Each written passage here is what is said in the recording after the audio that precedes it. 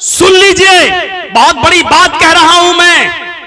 इस्लाम अल्लाह की कसम नबी अकरम के मौजिज़े दिखाने से नहीं फैला। आप समझते हैं कि चमत्कार दिखाने से इस्लाम फैला? नहीं, खूब दिखाया अल्लाह के नबी सल्लल्लाहु अलैहि वसल्लम ने। प्यासे थे लोग, काफिरों ने कहा मोहम्मद बता, तेरी कौम के लोग प्यास से तड़प रहे हैं, कैसे पानी पिलाएगा? पानी हमारे पास है। नबी अकरम ने फरमाया बिस्मिल्लाह, और आपकी उंगलियों के पोर से पानी के चश्मा बहने लगता है, पानी टपकने लगता है। सारे सहाबा नबी अकरम सल्लल्लाहु अलैहि वसल्लम की उंगलियों से गिरने वाले पानी को पी रहे हैं, लेकिन नबी का ये मौजिज़ा देखने के बाद भी काफिर इस्लाम नहीं ला रहे हैं। वो नबी से जंग करने पर आमादा है, इस चमत्कार को देखने के बाद भी कोई इस्लाम नहीं ला रहा है। अबू जहल कह रहा है कि मोहम्मद बता दो कि मेरी उंगली में, मेरी मुट्ठी में क्या है, अगर बता दोगे तो हम इस्लाम ले आएंगे, ईमान ले आएंगे। अल्लाह के नबी फरमाते हैं इस मुट्ठी को अपने कान में लगा, तेरे हाथ में जो कंकरियां मुट्ठी में बंद हैं वो मेरा कलमा पढ़ रही हैं। अबू जहल ने जब मुट्ठी को कान में लगाया तो कंकरियों से, पत्थर की कंकरियों से कलमे की आवाज आ रही थी, अशहदु अल्ला इलाहा इल्लल्लाह व अशहदु अन्ना मुहम्मदन अब्दुहु व रसूलुहु। अबू जहल ने नबी अकरम का ये मौजिज़ा देखा कि कंकरियां कलमा पढ़ रही हैं, लेकिन इसके बावजूद वो इस्लाम नहीं लाया। कौन कहता है कि चमत्कार देखने से इस्लाम फैला, मौजिज़ों से इस्लाम फैला?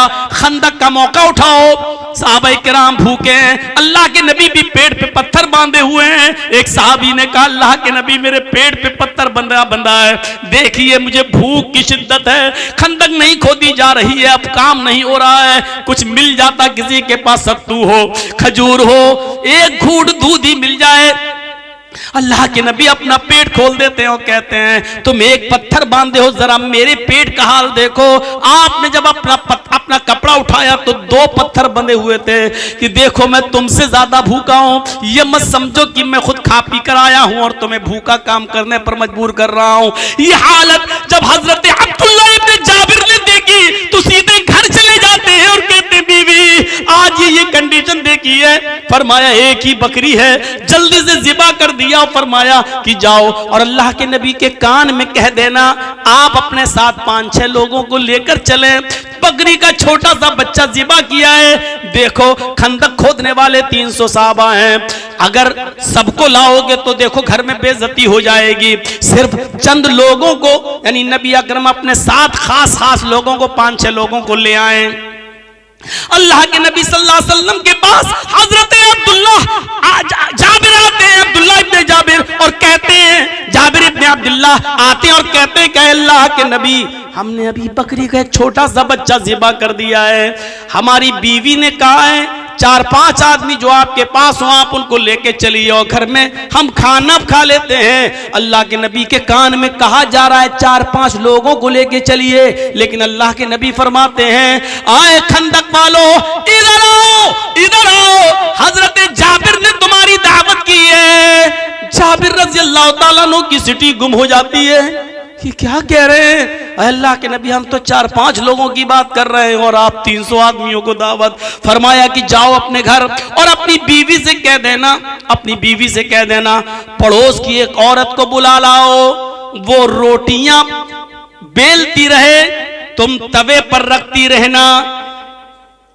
बस, और मैं आ रहा हूं। हजरत जाबिर आते और अल्लाह के नबी के का यही फरमान सुना देते हैं अपनी बीवी को। बीवी कहती है अल्लाह तुम्हें गारत करे, ये उस जमाने में एक जुमला चलता था सगिलत का सवागिल, खोने वाली तुझे खो दे, यानी तेरी माँ तुझ पर रोए, यानी तू मर जा।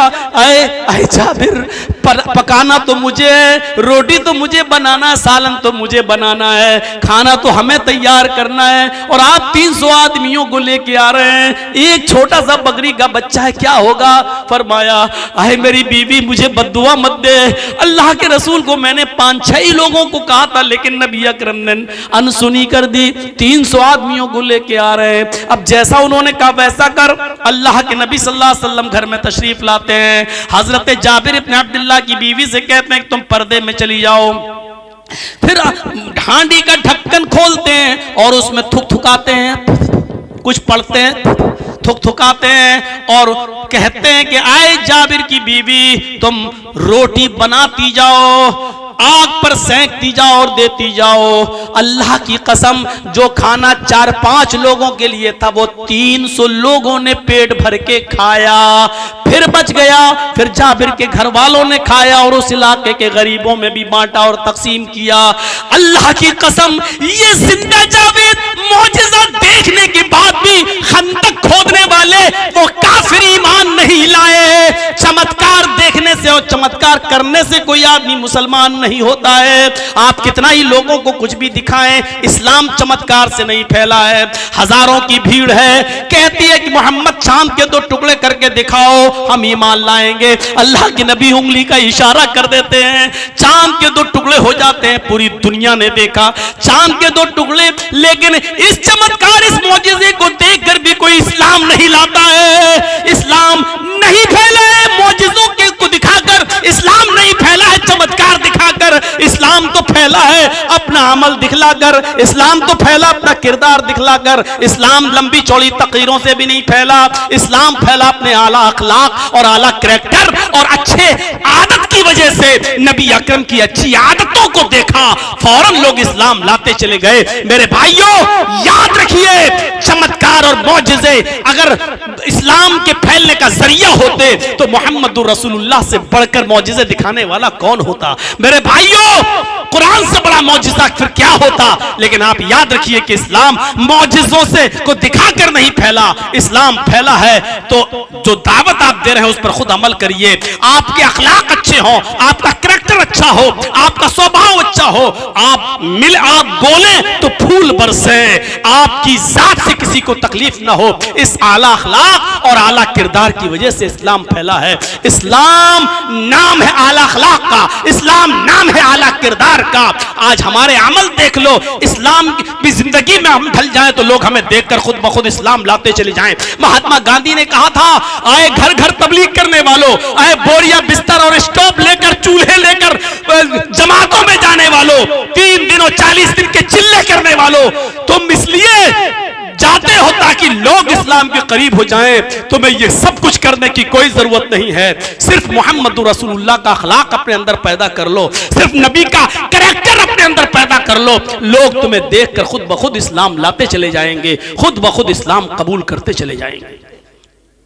हमारा हाल हुआ है, हमारी हालत कोई देखे तो हमसे और दूर भाग जाता है। ये इस्लाम, ये मुसलमान।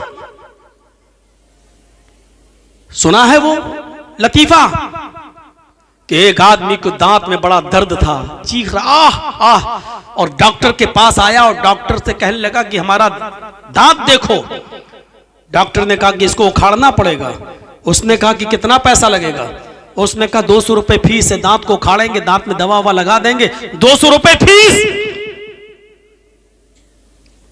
कहा अच्छा, दवा के साथ? कहा दवा भी दे देंगे तुम्हें 5 दिन की, उतने दिन में ठीक हो जाओगे तुम। तय हुआ 200 रुपया का, ठीक है।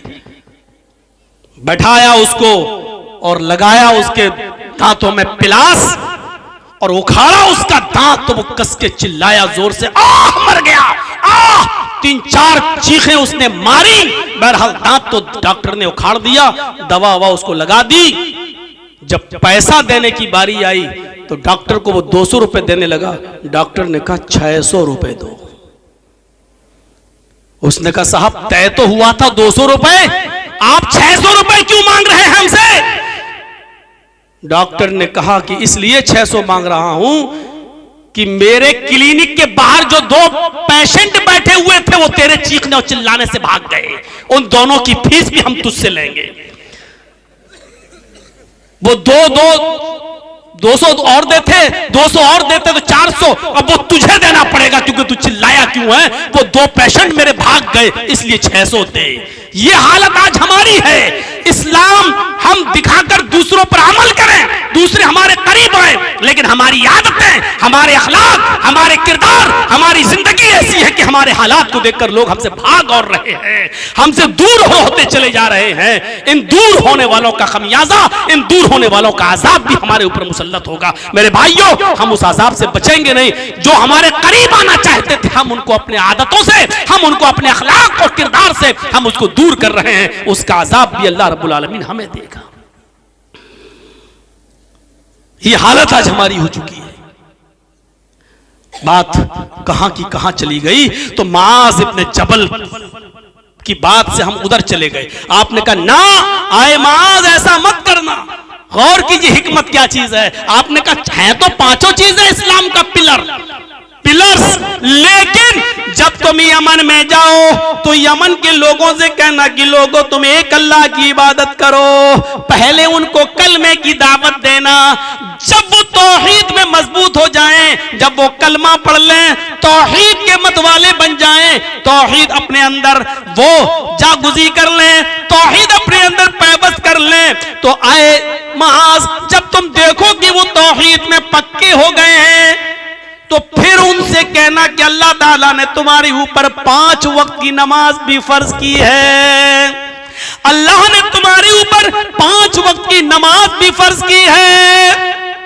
जब वो 5 वक्त की नमाज पढ़ने लगे, जब वो नमाज में पक्के हो जाएं, जब वो नमाज के पाबंद हो जाएं, जब वो 5 वक्त की नमाज जमात के साथ अदा करने लगे, और जब वो उसके आदी हो जाएं, तो फिर उनसे कहना कि तुम्हारे ऊपर रमजान के, तब उनसे कहना कि तुम्हारे ऊपर ज़कात भी फर्ज की गई है। इतना इतना माल, इतने इतने ऊंट, इतनी इतनी गायें, इतनी इतनी बकरियां, इतनी इतनी जमीन में पैदावार पर इतनी इतनी ज़कात, तब तुम उनको बताना, डायरेक्ट नहीं। जब वो नमाज के आदी हो जाएं, पुख्ता हो जाएं, 5 वक्त की नमाज पढ़ने लगे और नमाज को अपनी जान और अपने माल से ज्यादा महबूब समझने लगे, तब तुम उनसे कहना कि अल्लाह ने तुम्हारे ऊपर ज़कात भी फर्ज की है।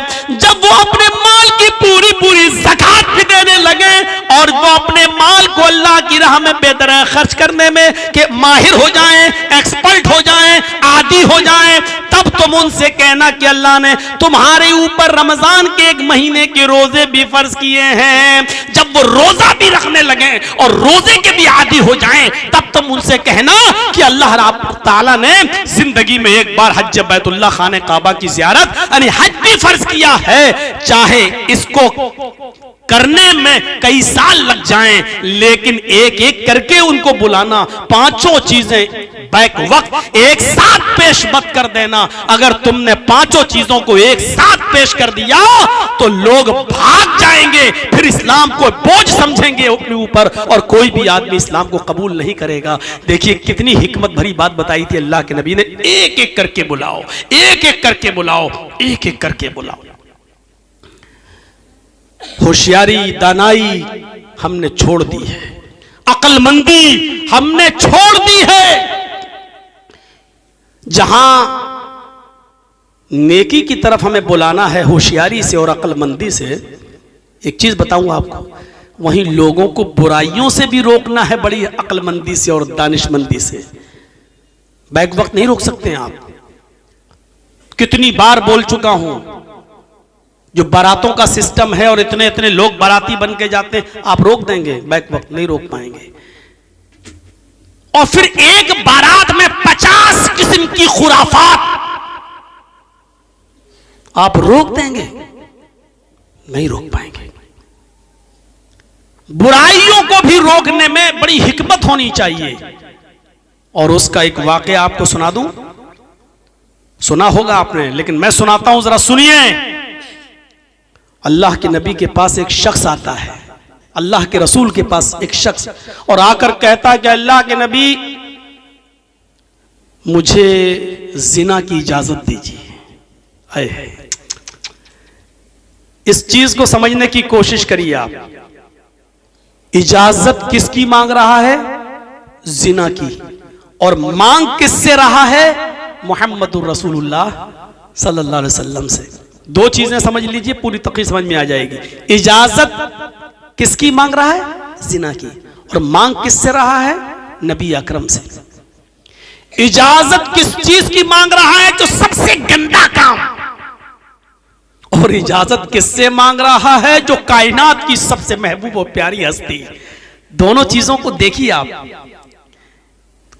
सबसे गंदा काम जिना, और जिना की परमिशन किससे मांग रहा है? जो कायनात की, दुनिया की सबसे ज्यादा महबूब और प्यारी हस्ती। अल्लाह के रसूल मुझे इजाजत दी। मुसलमान है, सहाबी है, इस्लाम लाया, नबी को देखा तो सहाबी हो ही गया। सहाबी है, नबी से इस्लाम लाया, लेकिन नया नया है, नया नया है। अल्लाह के रसूल इजाजत दीजिए मुझे। किस बात की? मुझे जिना करना है। दूसरे साहबा कर भाई, जिना की इजाजत कोई भी मांगे? यहां तो कोई बीड़ी पीते आ रहा है, मौलाना जर्जीस को देख रहा था। अदब, एहतराम, ठीक है। सोचिए कि वो कैसी कौम थी जो जिना की इजाजत मांग रही है, और किस कौम को सुधारने के लिए मोहम्मद रसूलुल्लाह को भेजा गया, जो ये भी नहीं जान पा रही है कि जिना की इजाजत अब किससे मांग रहे हैं। सोचो कैसे लोग रहे होंगे वो। और समझाने वाला साहबा कर रहे हैं, चुप चुप, एक तो डांट रहे हैं, अल्लाह के नबी सल्लल्लाहु अलैहि वसल्लम के अल्फाज देखो। आपने सहाबा से कहा नहीं, डांटो नहीं। आप भी कह सकते थे चुप चुप चुप, बदतमीज, कैसी इजाजत मांग रहा है। आप कुछ भी कह सकते थे, आप नबी थे, नबी का मकाम बड़ा था, आप डांट सकते थे साहबी को, लेकिन आपने नहीं डांटा। आपने सहाबा से कहा नहीं। और जो जिना की इजाजत मांग रहा था उससे क्या कहा? उदनु मिन्नी, मेरे करीब आओ और पास आ जाओ मुझसे। करीब बिठा दिया।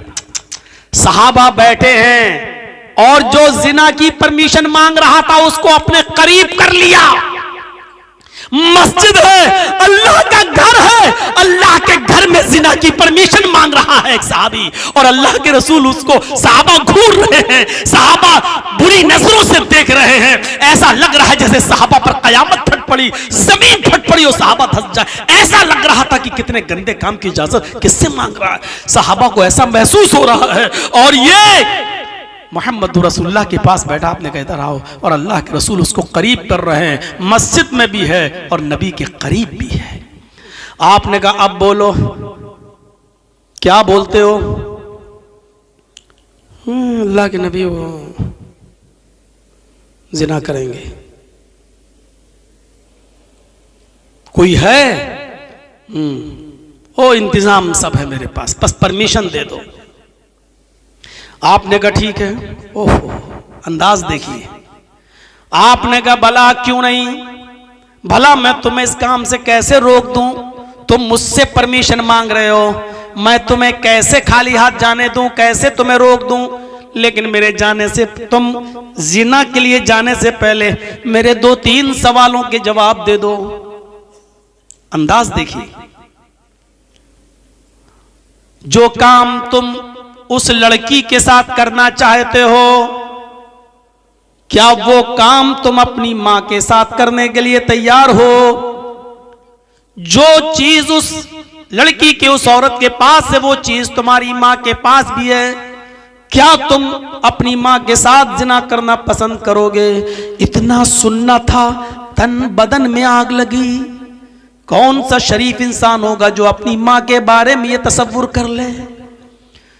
लेकिन तन बदन में आग लगने के बाद भी वो नबी अकरम से कुछ नहीं कह सकता था, क्योंकि आप ये नहीं कह रहे हैं कि अपनी मां के साथ जिना करो, बल्कि आप ये कह रहे हैं क्या तुम अपनी मां के साथ जिना करना पसंद करोगे? क्या तुम्हें अच्छा लगेगा?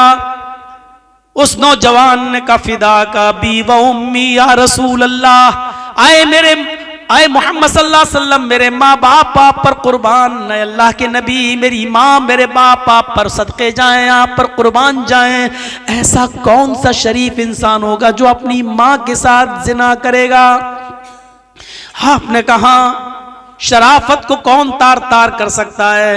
अच्छा, माँ के साथ ना करो कोई बात नहीं, अगर बहन के साथ ये जिना करना पसंद करोगे चलिए माँ तो शरीफ आदमी नहीं जाएगा माँ के साथ जिना करने, क्या ये काम तुम अपनी बहन के साथ करना पसंद करोगे? वो चीख पड़ा अल्लाह के रसूल, कोई शरीफ इंसान अपनी बहन के साथ भी जिना नहीं कर सकता। आपने कहा क्या तुम ये काम अपनी बेटी के साथ करना पसंद करोगे? तीर पे तीर, लेकिन अंदाज बड़ा सुहाना, अंदाज बड़ा दिल को छू जाने वाला। ये नहीं कह रहे कि अपनी बेटी के साथ चाह कर ले, नहीं, ये कह रहे हैं क्या तुम अपनी बेटी के साथ करोगे? उसने कहा नहीं। आपने कहा अच्छा माँ बहन बेटी तो खूनी रिश्ता होता है, कोई उसके साथ जिना करना पसंद नहीं करेगा। अच्छा चलो अपनी माँ की बहन के साथ यानी खाला के साथ ये काम करना पसंद करोगे? कहने लगा अल्लाह के नबी, शरीफ इंसान अपनी खाला के साथ भी ये काम करना पसंद नहीं कर सकता। आपने कहा अच्छा अपने बाप की बहन के साथ यानी माँ की बहन के साथ जिना पसंद नहीं करोगे तो अपने बाप की बहन यानी फूफी के साथ जिना करना पसंद करोगे? उसने कहा अल्लाह के रसूल फिदा का भी वो उम्मी, मेरे माँ बाप आप पर कुर्बान, कोई भी शरीफ इंसान अपनी फूफी के साथ भी जिना नहीं करना पसंद करेगा।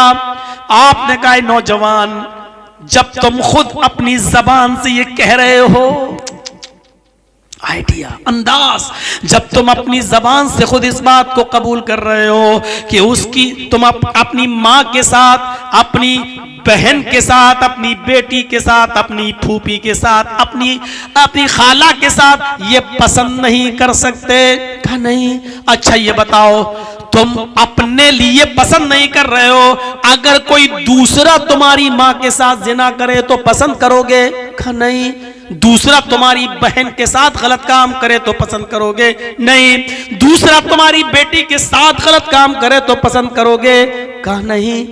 दूसरा खाला के साथ, फूफी के साथ करना गलत काम करना चाहे तो पसंद करोगे? कहा नहीं। फरमाया फिर तुम जिस लड़की के साथ जिना की परमिशन मांग रहे हो वो भी तो किसी की माँ होगी, किसी की बहन होगी, किसी की बेटी होगी, किसी की फूफी होगी, किसी की चची होगी, किसी की खाला होगी। फिर उसको अगर पता चलेगा कि तुमने ऐसा किया है तो वो कैसे पसंद करेगा कि हमारी बहन के साथ जिसने मुंह काला किया वो इस दुनिया में जिंदा रहे?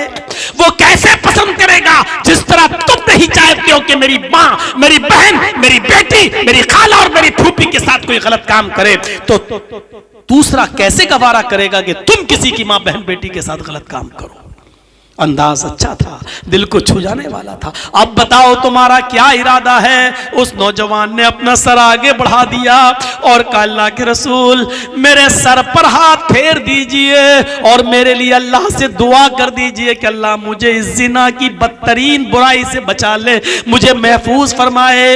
अल्लाह के नबी सल्लल्लाहु अलैहि वसल्लम ने उसके सर पर हाथ रखा, अल्लाह के नबी सल्लल्लाहु अलैहि वसल्लम ने उसके सर पर हाथ रखा और फरमाया आय अल्लाह इस नौजवान की नजरों की हिफाजत फरमा, आय अल्लाह इस नौजवान को जिना जैसे बदतरीन जुर्म से इसकी हिफाजत फरमा ले, इसको बचा ले। उस नौजवान का बयान है, उस नौजवान का बयान है, सुनन बैहक़ी के अल्फाज हैं, उस नौजवान का बयान है कि अल्लाह के नबी सल्लल्लाहु अलैहि वसल्लम ने मेरे लिए ये दुआ की थी कि अल्लाह इस नौजवान को जिना से महफूज फरमा, इसको इस बदतरीन बुराई से बचा ले। उस दुआ के दिन से, जिस दिन ये दुआ की, उस दुआ के दिन से आज तक, अब तक अल्लाह रब्बुल आलमीन ने सिर्फ जिना ही नहीं बल्कि हर हराम काम से मुझे बचा लिया है, हर हराम काम से मुझे दूर कर दिया है, हर हराम काम से मुझे नजात अता फरमा दी है। नबी अकरम की दुआ का यह असर हुआ। पूरा वाकया बयान करने के बाद मैं कह सकता हूं कि यह नबी अकरम की हिकमत थी, आपने उसको डांट कर नहीं भगाया। आप चाहते तो इस बुराई से रोकने के लिए कह सकते थे चुप, शर्म नहीं आती, कितना बुरा काम तुम करने के लिए उससे परमिशन लेने आए हो। और हम लोगों के अंदाज में क्या तेरे घर में मां बहन नहीं है, हम कह सकते थे किसी को भी, लेकिन मोहम्मद रसूलुल्लाह ने उसको किस अंदाज से समझाया, जरा तसव्वुर कीजिए कि उसके दिल में कैसे बात बैठ गई। इसलिए मैंने कहा कि नेकियों का हुक्म तो होशियारी से, लेकिन जब बुराइयों से किसी को रोकना पड़े तो उसमें भी दूरंदेशी, उसमें भी हिकमत होनी चाहिए। हमारा सख्त लहजा किसी को बुराई से रोकने के बजाय उसको और बुराई करने पर मजबूर कर सकता है। कभी आपने देखा होगा बुराइयां जब करते, अच्छा किसी को डांटा, अब वो और जिद में आके करेगा, नहीं अब तो हम और करेंगे। कभी आपने देखा होगा गुस्से में आदमी फिर उस काम को और ज्यादा करने की कोशिश करता है, और ज्यादा कोशिश करता है। अल्लाह के रसूल का मामला तो अपने घर में अपने बच्चों के साथ भी बड़ा अजीब रहा। उम्मे सलमा जब अल्लाह के रसूल के साथ निकाह में आई तो उम्मे सलमा का एक बेटा दूसरे शौहर से था जिसका इंतकाल हो चुका था, और उस इंतकाल के बाद अल्लाह के नबी ने उम्मे सलमा से निकाह किया। तो उम्मे सलमा पहले शौहर से जो बच्चा था बेटा उसको भी अपने साथ ले आई थी, और जब अल्लाह के रसूल के निकाह में आई तो जाहिर है कि उस बच्चे को उम्मे सलमा अपने पास रखती थी। अब वो नबी का भी बेटा हो गया, अगरचे नबी उसके बाप नहीं है लेकिन मां तो उसकी उम्मे सलमा है, तो नबी ही उस बच्चे को पालेंगे और पोसेंगे, क्योंकि एक औरत शादी के बाद अपने उसी हस्बैंड के साथ रहेगी जिसके साथ उसने निकाह किया है, और उस बच्चे को वही पालेगा जिसने उसकी मां के साथ निकाह किया है। अल्लाह के नबी वो बच्चा चूंकि देहाती माहौल से आया था इसलिए खाने पीने का तरीका नहीं जानता था। 7-8 साल की गोया की उम्र रही होगी, वो खाना खाने के लिए बैठा तो बैठने का तरीका भी सही नहीं था। जब खाना सामने आया तो उसने पूरा का पूरा हाथ बीचों बीच थाली में डाल दिया और उठाकर इस तरह मुंह भरने लगा। ऐसा अल्लाह के नबी सल्लल्लाहु अलैहि वसल्लम ने फौरन उसके हाथ को पकड़ा और कहा, बेटे खाना रखो। उसके हाथ में जो था उसने थाली में उसी प्लेट में रख दिया। अल्लाह के नबी ने उससे फरमाया, इग़सिल यदैहि, अपने दोनों हाथों को धोकर आओ। वो बच्चा गया और दोनों हाथ धोकर आया। आपने कहा 2 जानू होकर बैठो, ये दोनों पैर ऐसे करके, 2 जानू जिसको हमारे यहाँ उखड़ू बोलते हैं, आप आपके यहाँ जो भी बोलते हो। आपने कहा 2 जानू होकर बैठो, या दोनों पैरों को पीछे कर लिया जाए जैसे नमाज के अंदर होता है, दोनों पैरों को पीछे कर लिया जाए, या एक पैर को पीछे किया जाए और एक पैर को उठाया जाए। ये 3 तरीके खाना खाने के सुन्नत है, लेकिन इसका ये मतलब नहीं है कि दूसरे तरीके से अगर किसी ने खाना खा लिया तो हराम हो गया। ऐसा नहीं है मेरे भाइयों, आजकल टेबल और मेज का जमाना है। अगर कोई टेबल और मेज पे खाना खाना चाहे तो ये गुनाह नहीं है, खा सकता है आदमी, जायज है, गुनाह नहीं है, लेकिन ये सुन्नत भी नहीं है। सुन्नत ये है कि दोनों पैरों को खड़ा करके खाओ या दोनों पैरों को पीछे करके 2 जानू होकर बैठ जाओ, यानी जैसे नमाज में बैठा जाता है, या फिर एक पैर को पीछे कर लिया जाए और दूसरे पैर को उठा दिया जाए। ये 3 तरीके खाना खाने के, ये सुन्नत है। लेकिन अगर कोई आदमी पलटी मार के खाना चाहे तो खा सकता है, लेकिन सुन्नत का सवाब उसको नहीं मिलेगा। मेज पर खाना चाहे तो खा सकता है, लेकिन उसको सुन्नत का सवाब नहीं मिलेगा। आपने उस बच्चे से कहा इग़सिल यदैहि, दोनों हाथ धोकर आओ। वो दोनों हाथ धोकर आया। आपने कहा 2 जानू होकर बैठ जाओ। उसने दोनों पैर पीछे कर लिए और 2 जानू होकर बैठ गया। आपने कहा समिल्लाह, अब अल्लाह का नाम लो, यानी बिस्मिल्लाह कहो। उसने बिस्मिल्लाह कहा। अब अल्लाह के नबी ने फरमाया, अपनी तरफ से खाओ, कुल भी यमीनिक, अपने सामने दाहिनी तरफ जहां तुम बैठे हो अपने पास अपनी साइड से खाओ, पूरे थाली में हाथ पैर मत मारो। जब एक थाली में सब लोग खाते हैं ना, तो हम लोग यहाँ सिस्टम बड़ा अजीब है। लोग देखते रहते हैं कि अच्छा माल किस तरफ है तो उस तरफ हाथ बढ़ा देते हैं। ये लेग पीस कहाँ रखा है, इधर चाप कहाँ रखी है, इधर है। तो ये तरीका गलत। अगर एक थाली में आप खा रहे हैं तो आप अपनी तरफ से खाइए, वो आपकी किस्मत है कि आपको लेग पीस मिल रहा है या नहीं मिल रहा है। अपनी तरफ से सब, हर आदमी को अपने अपने साइड से और अपनी अपनी तरफ से खाना चाहिए। तो अल्लाह के रसूल ने उसको ये सिखाया, समझाया, इस्लाह की, लेकिन कितने प्यार से। हम होते ना बड़ा हो रहा हूं, अकल नहीं आ रही है, हम अपने बच्चों को भी नहीं समझा पाते हैं सही से। मोहम्मद रसूलुल्लाह ने तो उस माँ के बेटे को जो अब नबी का बेटा बन गया, उम्मे सलमा जो दूसरे शौहर से बच्चा जिनका पैदा हुआ था उसको लेके आई। नबी ने तो उसको भी तरबियत की, उसको भी अच्छी तालीम दी, उसको भी अच्छा पढ़ाया लिखाया। तो सीखो हिकमत क्या है। हिकमत सोचिए, आज थोड़ी सी बात पर कितना बड़ा रिएक्शन हो जाता है, कितना बड़ा रिएक्शन। अगर आपकी मस्जिद के बाहर कोई खिंजीर का गोश्त फेंक दे तो फौरन लड़ाई और झगड़े पर आमादा हो जाएगी ये कौम। अभी कोई आदमी कुरान करीम को लेकर सड़कों पर निकलकर उसकी बेहुरमती करने लगे, फौरन सड़कों पर निकल आएगी ये कौम। अभी थोड़ी देर के लिए कर्नाटक के उस मामले को नजर में रखिए कि हिजाब पहनकर जाने वाली उस लड़की को हिजाब से रोक दिया गया, नहीं पहनने देंगे। उस लड़की के हिजाब से रोकने का रिएक्शन आपके कलकत्ता की सरजमीन तक पर दिखाई दिया कि औरतों ने भी हिजाब के फेवर में जुलूस निकाला। लेकिन मैं हिजाब के खिलाफ नहीं हूं, मैं हिजाब के फेवर में हूं। पर्दे पर हमारी 50 तकरीरें भरी पड़ी हैं यूट्यूब पर, लेकिन सवाल यह है कि मेरे भाइयों, हिकमत कहां चली गई, मसलहत कहां चली गई? अगर किसी ने आग लगाने की कोशिश की तो हमने उस आग में घी डालने का काम क्यों किया, तेल डालने का काम क्यों किया? लखनऊ में हम अब जहां रह रहे हैं, मेरे पास पूरी मीडिया की एक टीम चली आई। साहब आप क्या कहते हैं, बोलिए।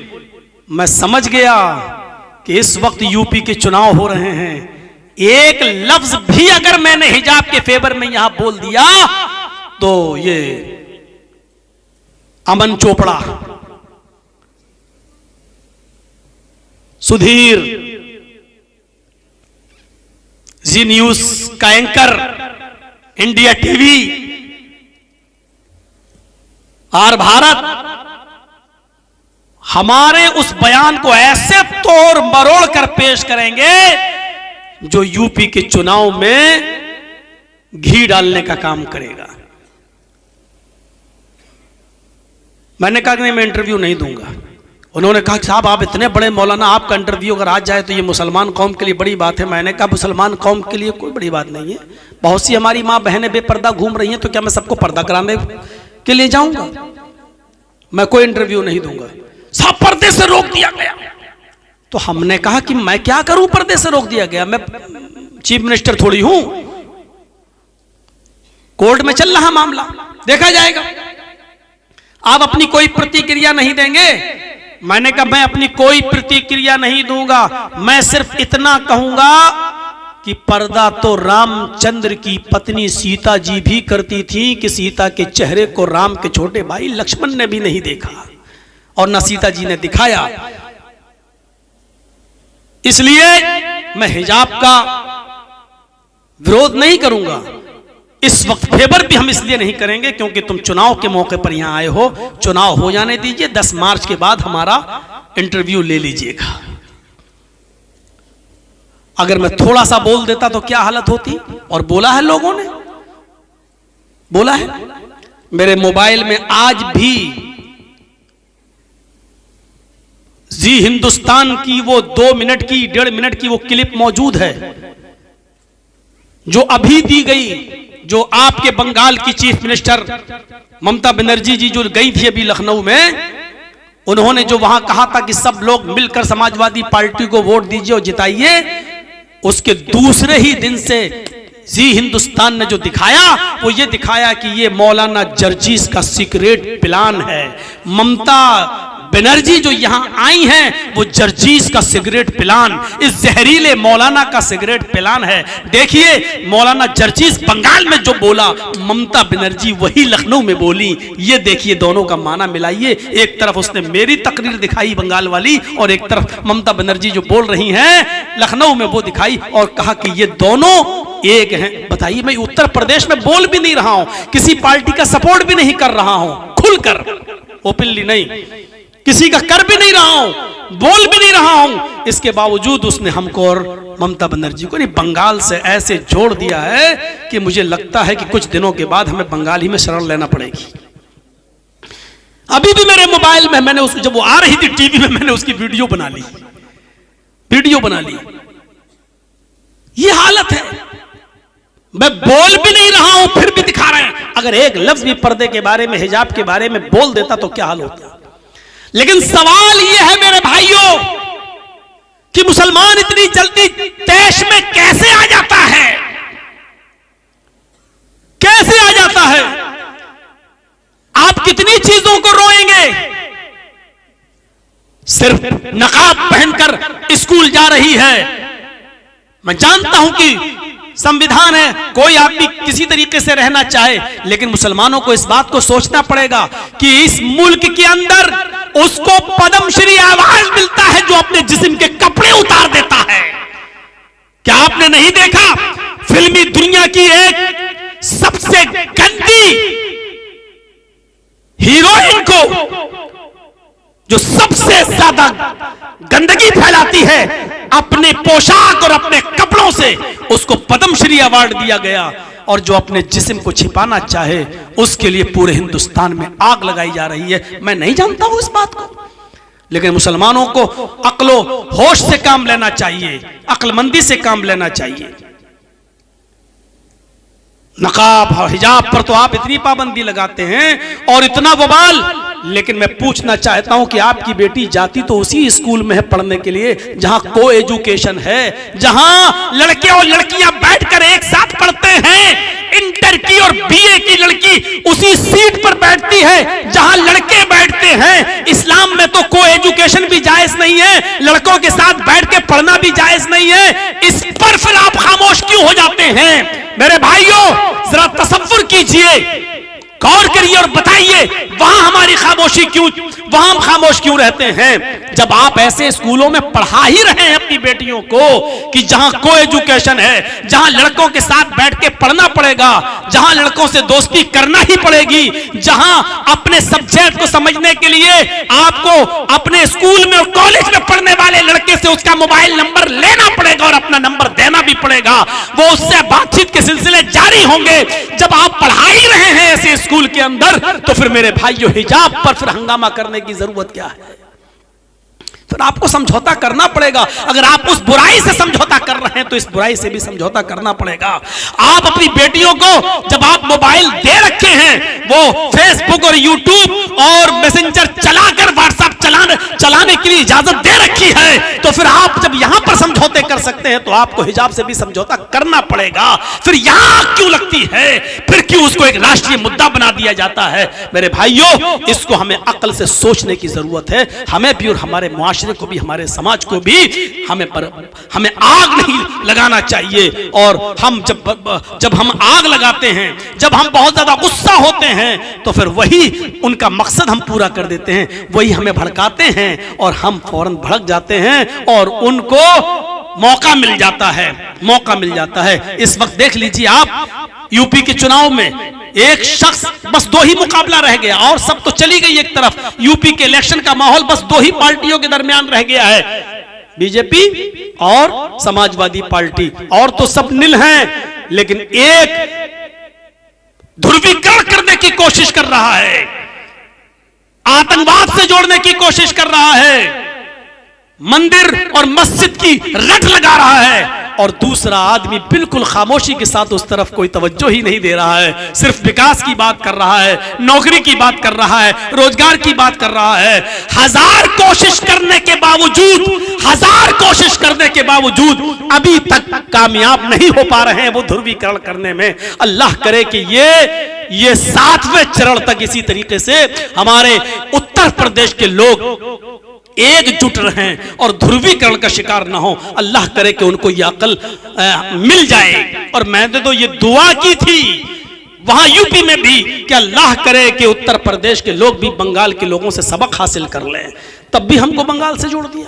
ये देखो कि मौलाना क्या दुआ कर रहा है, यानी बंगाल का मुसलमान जिस तरह एक हो गया, इस तरह यूपी के मुसलमानों को भी एक कर रहा है, खुलकर ये कह रहा है। इस तरीके की बात है। आप तो जानते हैं कि मीडिया जिस मुल्क का पूरी आमदनी का आधा पैसा मीडिया पर खर्च हो रहा हो, गोदी मीडिया पर, तो वो क्या कहेगी? उत्तर प्रदेश में अभी मैंने एक भी तकरीर नहीं की और फिर मेरी दिखाई जा रही है। इससे ध्रुवीकरण करने की कोशिश की जा रही है कि देखो जिस तरह बंगाल में मौलाना मुसलमानों को एक करके आया है, उसी तरीके से उत्तर प्रदेश में हिंदू भाई एक हो जाएं। इस तरीके का मैसेज ये मीडिया के जरिए देने की कोशिश की जाती है और इसीलिए इसी का पैसा उनको मिल रहा है। तो मेरे भाइयों, हमें जोश में आने की जरूरत नहीं है। जरा गौर करो कि अगर आज कोई मस्जिद के मस्जिद के बाहर अगर कोई शराब की दुकान खोल ले तो आपको बर्दाश्त होगा? नहीं होगा। और जहां मुस्लिम कम्युनिटी ज्यादा होगी तो वो दुकान में आग भी लगा देगी। लेकिन अल्लाह के रसूल के उस मंजर को देखो मेरे प्यारे साथियों कि मोहम्मद रसूलुल्लाह सल्लल्लाहु अलैहि वसल्लम की मस्जिद है। और कौन सी मस्जिद है? मस्जिद नबवी है। ओ मस्जिद जिसमें एक वक्त की नमाज पढ़ने का सवाब 1000 रकात के बराबर है। खाने काबा में, मक्का में 1 रकात का सवाब 1,00,000 रकात के बराबर है। और मस्जिद नबवी में, मदीना में 1 रकात पढ़ने का सवाब 1000 रकात के बराबर है। एक हदीस 50,000 की भी आती है लेकिन वो ज़ईफ और कमजोर है, और 1000 वाली हदीस ये सही है। तो 1 रकात का सवाब 1000 रकात के बराबर मिलता है मस्जिद नबवी में नमाज पढ़ने के लिए। उस मस्जिद में अल्लाह के नबी अपने चंद सहाबा के साथ बैठे हैं, चंद सहाबा के पास बैठे हैं और उनको समझा रहे हैं, नमाज सिखा रहे हैं, उनको दीन के कुछ उलूम उनको सिखला रहे हैं। इतने में एक देहाती, एक अराबी आता है, उसको बहुत तेज पेशाब लगा हुआ है। वो आता है, वो नहीं समझ पाया, दरवाजा खोला, इंटर हो गया। उसको नहीं मालूम कि मस्जिद, उस जमाने में मस्जिदें ऐसी नहीं होती थी जैसे आज हमारी आलीशान मस्जिद। मीनारा लगा दिया और मीनारे के ऊपर बत्ती चमक रही है और दूर से ही पता चल जाता है कि ये मस्जिद है। उस जमाने में मस्जिदों का पता नहीं चलता था। एक घर की नुमा बना दी, दीवारें खड़ी कर दी और खजूर के पत्तों की छत डाल दी, पता ही नहीं चल रहा है कि घर है कि मस्जिद है। तो वो नहीं समझ पाया, आया मस्जिद नबवी के अंदर घुस गया और आते ही उसकी एक बीचों बीच मस्जिद में जाकर पेशाब करना शुरू कर दिया। सहाबा उधर बैठे हैं, इसने इधर मुंह घुमाया और पेशाब करना शुरू कर दिया। सहाबा ने पीछे मुड़ के देखा कि एक देहाती मस्जिद में पेशाब कर रहा, उठने लगे उसको मारने के लिए। हर कोई हमारे मस्जिद में कोई पेशाब करे तो हमारा भी गुस्से में हाल बुरा हो जाएगा। अल्लाह के नबी के सहाबा उठते हैं, डांटने लगते हैं, क्या कर रहा है? अल्लाह के नबी सहाबा को डांट रहे, नहीं नहीं, बैठो बैठो बैठो बैठो, और उसको कह रहे हैं कर लो। तो कर ही चुका था तो कैसे रोक लेते? पेशाब रुकता तो है नहीं। जब कोई करने बैठ जाए तो वो चाहे कितना रोकने की कोशिश करे फिर वो रुकता नहीं है। अब अगर उसको उसी हालत में भगाया जाता, वो भागता जरूर लेकिन वो थोड़ा इधर गिरता, थोड़ा उधर गिरता, थोड़ा उधर गिरता। अभी तो मस्जिद का एक हिस्सा नापाक हो रहा था, अब अगर उसको उसी हाल में भगाते तो पता नहीं कितने हिस्से मस्जिद के नापाक करता वो। तो आपने कहा ना, ना, ना कर रहा, कर लेने दो। साहबा नबी का फरमान हो, साहबा रुक गए। अब अल्लाह के नबी को देख रहे हैं मस्जिद में पेशाब हो रहा और आप कह रहे हैं कर लेने दो। आपने कहा इधर आओ। जब वो पेशाब कर चुका तो आपने कहा इधर आओ, हम लोग बहुत जल्दी फतवा दे देंगे नापाक आदमी मस्जिद में जा सकता है कि नहीं जा सकता है। अगर आपकी नापाकी सिर्फ इस टाइप की है कि आपको न पानी मिला न ढेला मिला और आपने जल्दबाजी में मस्जिद में बाहर पेशाब कर लिया और आप पानी से इस्तिंजा नहीं कर पाए, तो ऐसी नापाकी के अंदर आप मस्जिद में जा सकते हैं, कोई रुकावट नहीं है। लेकिन आपकी नापाकी दूसरी टाइप की है। दूसरी टाइप का मतलब यह है कि रात में सोते हुए अगर आपकी बदख्वाबी हुई है और उसमें आपका एहतिलाम हुआ है या आपने अपनी बीवी के साथ हम बिस्तरी की है, जुम्बी हैं, अगर आपकी वो नापाकी है तो ऐसी पोजीशन में आप मस्जिद के अंदर दाखिल नहीं हो सकते हैं। दोनों में थोड़ी सी कंडीशन का फर्क रखिएगा। तो अभी तो वो नापाकी इसकी ये थी, अब रात में बीवी से मिला कि नहीं मिला वो कौन जानता है, कौन देखा हुआ है। तो इसलिए तो जब तक आप जानते नहीं तो आप कह नहीं सकते, हुक्म नहीं लगा सकते। तो आपने देखा इसने मस्जिद में पेशाब किया, आपने जब पेशाब कर लिया साहबा दौड़े, आपने उनको रोक दिया। जब वो पेशाब कर चुका तो आपने उसको बुलाया कि इधर आओ। वो नबी के पास आया और बैठ गया और आकर बैठा तो अल्लाह के नबी ने उसी की आंखों के सामने एक सहाबी से कहा उठो। वो उठे, कहा क्या हुआ? कि पानी भर कर लाओ। वो पानी का एक डोल है इतना बड़ा, कुएं से खींचा और भर कर लाए। अल्लाह के नबी ने कहा हरिकूहु, जाओ इस पानी को उसके पेशाब पर बहा दो, उस पानी को उसके पेशाब की जगह पर डाल दो। उस बदवी से, उस देहाती से काम नहीं करवा रहे हैं, बल्कि अपने सहाबी से कह रहे हैं कि उसके देखिए अखलाक। मैंने क्या कहा था? चमत्कार से इस्लाम नहीं फैला। मैंने क्या कहा था? मौजिज़ों से इस्लाम नहीं फैला। लेकिन ये अखलाक दिखा रहे हैं अल्लाह के रसूल उसको कि देखो पेशाब तो तुमने किया, मैं चाहूं तो मार मार के भी तुमसे मस्जिद धुलवा सकता हूं, लेकिन नहीं, अखलाक दिखा रहे हैं। सहाबी से कहा जाओ पानी भर के लाओ। वो पानी भर के लाए। कहा पानी पेशाब की जगह पर डाल के धो दो। गुस्सा आएगा ना कि कोई गैर मुस्लिम हमारी मस्जिद में पेशाब कर दे, कोई हमसे कहे जर्जी साहब धो, तो धो तो देंगे, लेकिन गुस्सा आएगा, कमीना पेशाब तूने किया, धो हम तेरे बाप के नौकर लगे? गुस्सा तो आएगा। लेकिन सहाबी को गुस्सा नहीं आ रहा। क्यों? क्योंकि मोहम्मद रसूलुल्लाह का हुक्म है। वो इसलिए पेशाब नहीं धो रहा है कि ये काफिर का है, बल्कि इसलिए उसके पेशाब पर पानी डाल रहा है क्योंकि हुक्म जनाब मोहम्मद रसूलुल्लाह का है। सहाबा की सोच ये थी, हमारी सोच ये कि इसका पेशाब मैं धोऊंगा, नहीं धोऊंगा। सहाबा की सोच ये नहीं थी। पेशाब अगरचे काफिर का धो रहे हैं, लेकिन सोच क्या थी? हम इस काफिर का पेशाब नहीं धो रहे हैं, बल्कि हुक्म हम जनाब मोहम्मद रसूलुल्लाह का मान रहे हैं। हुक्म मानेंगे तो सवाब है, वो सवाब के लिए धो रहे हैं कि अल्लाह के रसूल का हुक्म है। पानी डाला, उसकी गंदगी को, गलाजत और नापाकी को धुल दिया, पाक कर दिया, सो धो दिया। फिर आपके पास वो भी बैठ गए। अब आपने उस काफिर, उस बदवी, उस देहाती से कहा मुझे जानते हो? उसने कहा नहीं। कहा मैं मोहम्मद रसूलुल्लाह हूं, अल्लाह ने मुझे रसूल बनाया है, हमारे ऊपर 5 वक्त की नमाज फर्ज की है। ये जिस जगह पर तुमने पेशाब किया, ये कोई मामूली जगह नहीं है, ये अल्लाह का घर है।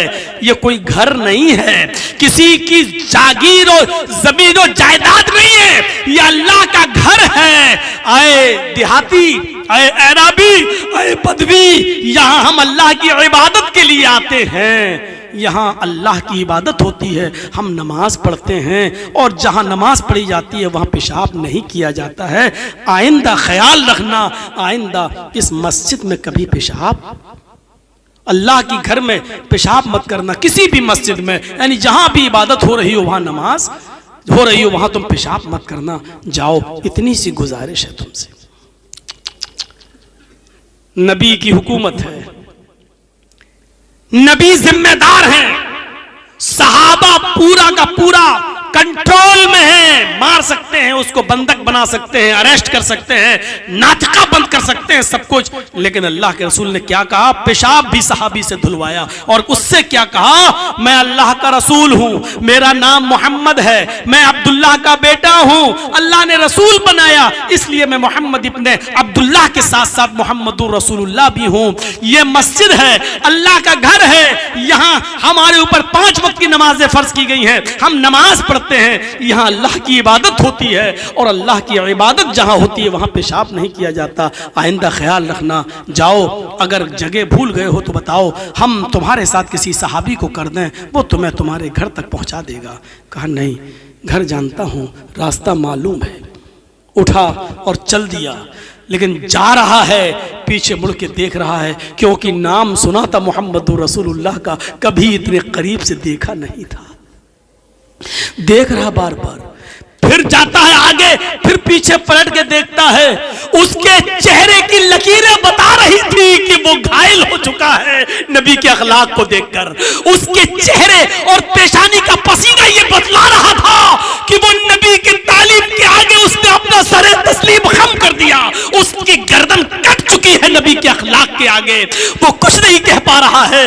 ये वही मोहम्मद जिसका गलत तसव्वुर हमारे दिमागों में डाला गया कि मोहम्मद जादूगर है, मोहम्मद काहिन है, मोहम्मद की आवाज जिसके कान में जाती है वो बददीन हो जाता है, मोहम्मद जिसने तलवार के जरिए लिए इस्लाम फैलाया।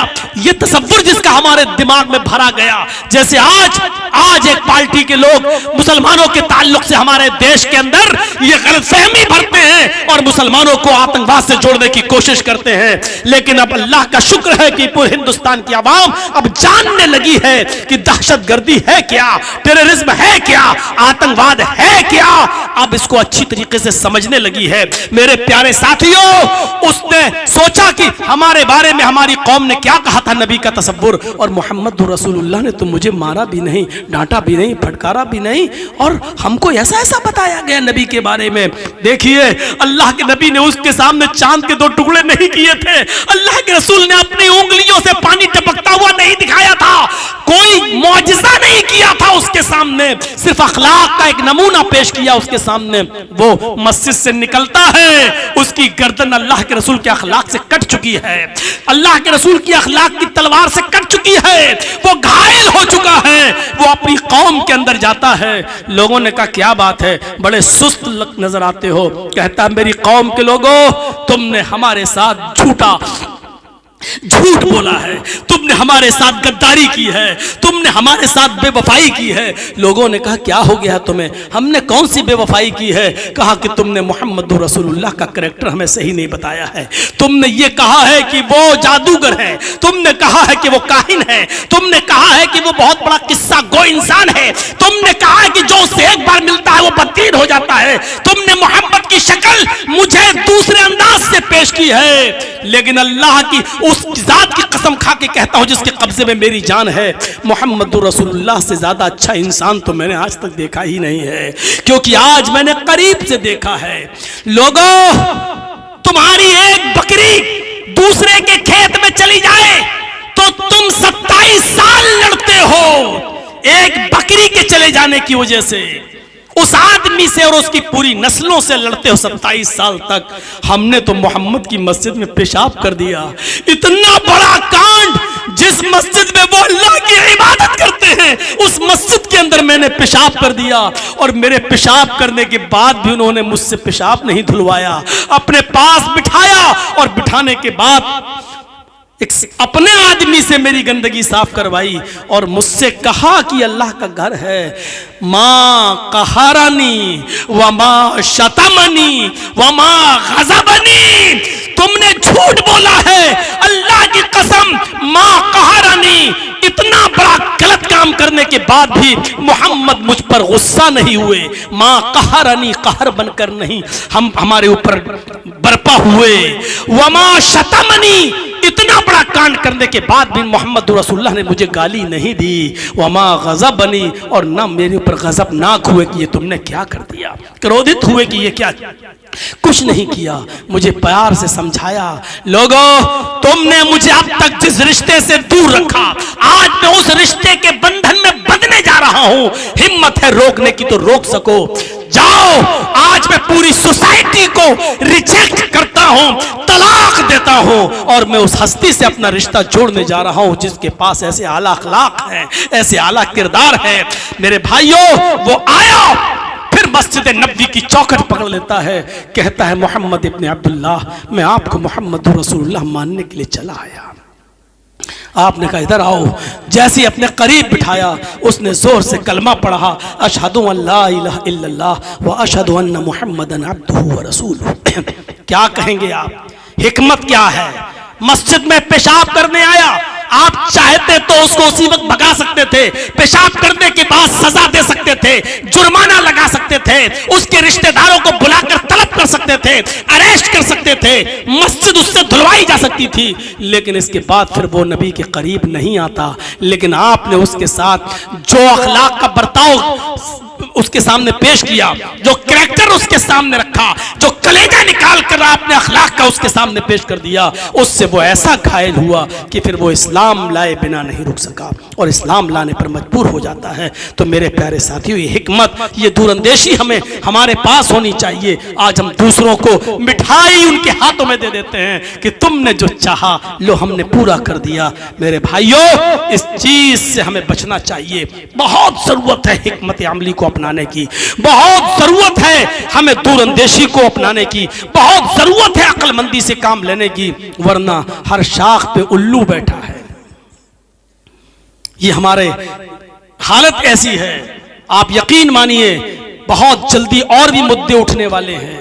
आप किन किन मुद्दों पर जुलूस निकालेंगे, आप किन किन मुद्दों पर आप एहतिजाज करेंगे, आप क्या करेंगे?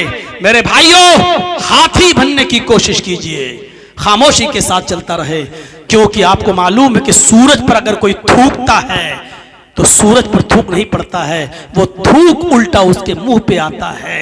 इस्लाम की नशोनुमा और अच्छी तालीम को देखकर लोग मुतासिर होते चले जा रहे हैं। अल्लाह का शुक्र है कि देखिए, अगर एक हिजाब के खिलाफ कोई उड़ता है और बोलने की कोशिश करता है, आपको नहीं, गैर मुस्लिमों में ही हमारे हमदर्द पैदा हो जाते हैं। आपको मालूम नहीं कितने मंदिर के पुजारियों ने और कितने मंदिरों के पंडितों ने हिजाब के फेवर में बयान दिए हैं और ये बोला है कि कोई अगर पर्दा कर रहा है, हिजाब पहन रहा, अपने जिस्म को छिपा रहा है, तो ये उसको तो सम्मानित करना चाहिए। वरना आज के इस गए गुजरे दौर में कौन है जो हिजाब में जाए? अगर कोई हिम्मत कर रहा है हिजाब में जाने की, तो उसको अवार्ड देना चाहिए, क्योंकि ये बड़े दिल गुर्दे की बात है। पाकिस्तान के अंदर आज भी एक लड़की ऐसी है जो पायलट है, जहाज की पायलट है, जहाज उड़ाती है, और वो पाकिस्तान से सऊदिया एयरलाइंस के जरिए जाती है, लेकिन आज भी उसका चेहरा छिपा होता है, हाथों में ग्लव्स होते हैं और पैरों में मोजे होते हैं। आज भी वो इसी कंडीशन में फ्लाइट को उड़ाती है। आज तक उसको न पाकिस्तान के एयरपोर्ट पर कोई सरकारी कर्मचारी उसको देख पाया, न प्राइवेट कर्मचारी उसको देख पाया, न सऊदिया का कोई सऊदी आदमी उसको देख पाया। सऊदी, कुवैत और दुबई से उस लड़की के लिए ऑफर आ रहे हैं कि आप हमारी एयरलाइन से जुड़ जाइए, हम आपको इतनी इतनी तनख्वाह देंगे। लेकिन उस लड़की ने सारे पेशकश और नौकरियों की डिमांड को ठुकरा दिया और कहा कि मैं पाकिस्तान की लड़की हूं, मैं अपनी शर्म हया और अपने पर्दे से पाकिस्तान की लड़कियों को यह बताना चाहती हूं कि पाकिस्तान की लड़कियों, अगर पर्दे में रहकर भी तुम्हें तरक्की करना चाहो तो तुम कर सकती हो। पर्दा हमारी तरक्की की राह में रुकावट नहीं है। हम ये एक मिसाल बनना चाहते हैं पाकिस्तान की लड़कियों के लिए। ऐसी लड़कियों को सैल्यूट करो, ऐसी लड़कियों को सलाम करो मेरे भाइयों, जो सिर्फ हिजाब पहनकर एक दर्दमंदाना अपील लेकर तो आ जाएं, जज्बात में जय श्री राम के नारे लगाकर अल्लाह अकबर का जवाब उसकी शक्ल में दे दिया जाए। लेकिन मेरे भाइयों, जरा तसव्वुर करो कि अगर कोई पागल कुत्ता हमारे पैर में काट ले तो उसका जवाब ये नहीं होता कि हम भी उसको काटने जाएं। मेरे भाइयों, उसका जवाब ये नहीं है, उसका जवाब ये नहीं है। हमें ऐसी लड़कियों के पर्दे की जरूरत है जो चेहरा छिपाएं, सॉक्स पहने और हाथों में ग्लव्स भी पहने और उनकी शक्ल दूसरा नहीं देख पा रहा है और फिर भी तरक्की कर रही हो, कह रही कि मैं पाकिस्तान की लड़कियों के लिए इबरत बनना चाहती हूं। मैं उनको समझाना चाहती हूं कि पर्दा तुम्हारी तरक्की की राह में रुकावट नहीं है। मेरे भाइयों, हमारी वो बच्चियां जो कॉलेजेस और यूनिवर्सिटी में तो पर्दे के लिए लड़ रही हैं, लेकिन लड़कों के साथ बैठना उनको गवारा है, उनके मोबाइल नंबर लेना गवारा है, उनके साथ दोस्ती करना गवारा है। मेरे भाइयों, इस तरीके की चीजों से हमें और आपको सोचना चाहिए। अगर इस्लाम है तो पूरा का पूरा अपने अंदर अपनाओ, और नहीं है, हाँ मैं ये भी कहता हूं कि जितना है चलो उस हद तक, लेकिन मैं जानता हूं कि जो कुछ भी हुआ है वो अच्छा नहीं हुआ है, क्योंकि वो इलेक्शन के मद्देनजर, चुनाव के मद्देनजर ऐसा किया गया है। अभी 2-4 दिन के बाद ये सारे झगड़े खत्म हो जाएंगे, कोई चीज नहीं रहेगी। उसके बाद अब प्लानिंग होगी, हम दो हमारे दो से ज्यादा बच्चे पैदा नहीं, इस पर भी मुसलमान जुलूस निकालेगा। कोई जरूरत नहीं जुलूस निकालने की, उनसे कहो कि हाँ बनाओ कानून, हमें मंजूर है, बनाओ। और 2 से ज्यादा बच्चों की गिनती अगर करना है तो सबसे पहले अपने लोगों से करना शुरू करो कि तुम्हारे यहाँ कितने हैं। भाई तुम क्या कानून बनाओगे? 2 से ज्यादा जिसके बच्चे होंगे उसको सरकारी नौकरी नहीं मिलेगी, 2 से ज्यादा जिसके बच्चे होंगे उसको एमएलए और एमपी का चुनाव नहीं लड़ने दिया जाएगा। यही तो कानून बनाओगे? बनाओ। हमें एमपी में टिकट मिलते ही कितने हैं, हमें एमएलए में टिकट मिलते ही कितने हैं। आप कहोगे कि सरकारी नौकरी नहीं मिलेगी, हमें नौकरियां देते क्यों कितने हो तुम? सारी नौकरियां तो तुम ही लोग ले रहे हो, इसलिए इन तमाम चीजों से हमें घबराने की जरूरत नहीं है, लेकिन एहतिजाज और जुलूस की शक्ल में हम दोनों हाथ में उनको लड्डू दे देते हैं, फिर हिंदू और मुसलमान वाला मामला बन जाता है। मुसलमान इधर, हिंदू भाई उधर, जबकि ये देश, ये मुल्क दोनों सबका है, हिंदू मुस्लिम सिख ईसाई सभी लोगों का है। हमें इस चालाकी को समझना होगा। अब कुछ दिनों के बाद फिर मुद्दा उठेगा, कोई ना कोई मुद्दे इनके उठना ही है, उठना ही है। मेरे भाइयों, कभी लव जिहाद, अरे यार लव, अकलमंदी से सोचो कि कोई प्यार और ये कोई जिहाद हो सकता है? अगर कोई प्यार कर रहा है लड़का लड़की, हिंदुस्तानी कानून, इस्लाम को छोड़ दीजिए, इस्लाम की नजर में तो लड़के के लिए लड़की, लड़की के लिए लड़का देखना और बात करना यही गलत है। हम हिंदुस्तानी नियम और कानून के तहत बात कर रहे हैं, उस संविधान के तहत कि अगर लड़का किसी लड़की को, लड़की किसी लड़के को चाहती है तो माँ बाप भी उसको रोक नहीं सकते। अगर वो 18 साल से बड़ी है, माँ बाप भी उसको रोक नहीं सकते हैं। अगर वो किसी से प्यार कर रहा है या लड़की किसी से प्यार कर रही है, तो जब प्यार कर रही है तो वो जिहाद हो ही नहीं सकता है। वो जिहाद कैसे हो जाएगा? इनको अकल भी नहीं है, एक तरफ लब भी कहते हैं और एक तरफ जिहाद भी कहते हैं। अकल ऐसी मारी गई है इन लोगों की। इसलिए मेरे भाइयों, अभी जुलूस और एहतिजाज बहुत होंगे, लेकिन अकल के नाखून लेने की जरूरत है, हिकमत अमली को अपनाने की जरूरत है, दानिशमंदी से काम करने की जरूरत है। अल्लाह रब्बुल आलमीन से हम दुआ करते हैं, इलाहुल आलमीन तो हमारी खताओं को माफ फरमा दे, हमारे गुनाहों को बख्श दे, हम जमीअ मुसलमानों को अक्ल और शऊर से काम लेने की तौफीक अता फरमा। बारे इलाह हमें समझने की तौफीक अता फरमा, हमें दावत व तबलीग में दूर अंदेशी से काम लेने की तौफीक अता फरमा। मैं बहुत सी चीजें आज सोच के आया था, लेकिन चलो निकल गई। मेरे भाइयों, हिजाब की बात आई थी तो मैंने सोचा था कि आज ओरिजिनल हिजाब क्या है, पर्दा क्या है। आज मैं इस टॉपिक पर भी बोलूंगा और बताऊंगा कि कुरान ने कैसा पर्दा बताया है। एक तरफ आयत और एक तरफ हदीस, ये पढ़कर बताता जाऊंगा और बताऊंगा कि इस्लाम ऐसे पर्दे का मुतालबा कर रहा है, और ऐसा पर्दा यहूदियत में भी है, ऐसा पर्दा ईसाइयत में भी है, ऐसा पर्दा हिंदू धर्म के अंदर भी है। मैंने सोचा यह था कि इस तरीके की बातें कुछ करेंगे, लेकिन चलो कल के लिए मैंने कुछ बातें छोड़ रखी हैं। हम अल्लाह से फिर दुआ करते हैं कि बारे अल्लाह, इस मुल्क के अंदर हमें बांटने की कोशिश की जा रही है। अल्लाह हमें गंगा जमनी तहजीब के साथ, गंगा जमुना जिस तरह एक रहती है अल्लाह, उसी तरीके से हिंदू मुसलमान सिख ईसाई सबको एक रहने की हमें तौफीक अता फरमा। बारे अल्लाह, इस मुल्क को देश को के गुंडों से बचा ले। आत्मनिर्भर जो गुंडे, यानी देश में के अंदर जो हमारे गुंडे हैं, इस गुंडों से हमारे मुल्क को बचा ले। अल्लाह, जो लोग नफरत की राजनीति कर रहे हैं, अल्लाह उनके दिलों में प्यार भर दे। जब तक तू हमें जिंदा रख, इस्लाम पे जिंदा रखना, और जब हमारा खात्मा हो तो ईमान पर हमारा खात्मा फरमाना। और जब तक जिंदा रखा इस्लाम पे जिंदा रखना, और खात्मा हो तो ईमान पर हमारा खात्मा फरमाना। वमा अलैना इल्लल बलागुल मुबीन।